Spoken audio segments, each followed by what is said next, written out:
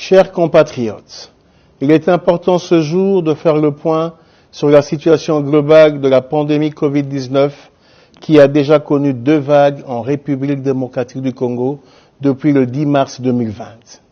Ces 2 dernières vagues de la pandémie Covid-19 ont été gérées avec succès grâce à l'engagement du gouvernement sous l'impulsion du chef de l'État, son Excellence Félix Antoine Tshisekedi Tshilombo.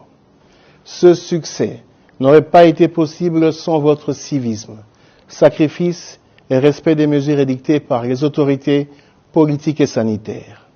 Cet engagement commun a permis de réduire la propagation de la maladie, de limiter les décès et permettre la reprise des activités socio-économiques. En dépit de ce résultat, les activités de riposte ont été maintenues afin de détecter et de prévenir des éventuelles flambées des cas Covid-19 dans notre pays. Cependant, la combinaison de certains facteurs de risque sont à l'origine de l'augmentation des cas observés. Les principaux facteurs sont les suivants. Le relâchement de l'observance des mesures barrières mises en place, en ce y compris le couvre-feu. L'importation des cas suite au mouvement des populations au niveau de nos frontières. Une faible couverture vaccinale contre la Covid-19. Chers compatriotes, la situation actuelle de la pandémie Covid-19 dans notre pays est très préoccupante. En effet, on note une augmentation considérable des cas et des décès de la Covid-19 au cours des 4 dernières semaines.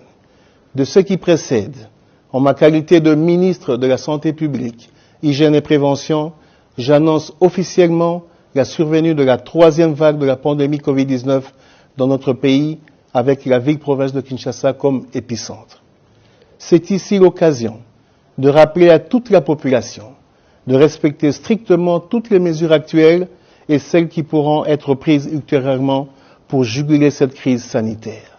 Il s'agit notamment du port correct et obligatoire des masques, du lavage des mains à l'eau ou l'utilisation de la solution hydroalcoolique, du maintien de la distanciation sociale, du respect du couvre-feu à 22 heures.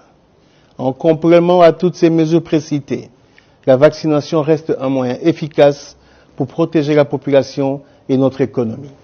Je vous invite à y adhérer massivement. Chers compatriotes, l'histoire de notre pays nous renseigne que notre peuple possède une réelle capacité de dépassement et de résistance face aux situations difficiles. C'est l'occasion pour moi de faire appel à votre sens élevé de civisme, de patriotisme et surtout à votre engagement afin d'observer les recommandations des autorités politiques et sanitaires. Que vive la République démocratique du Congo. Je vous remercie.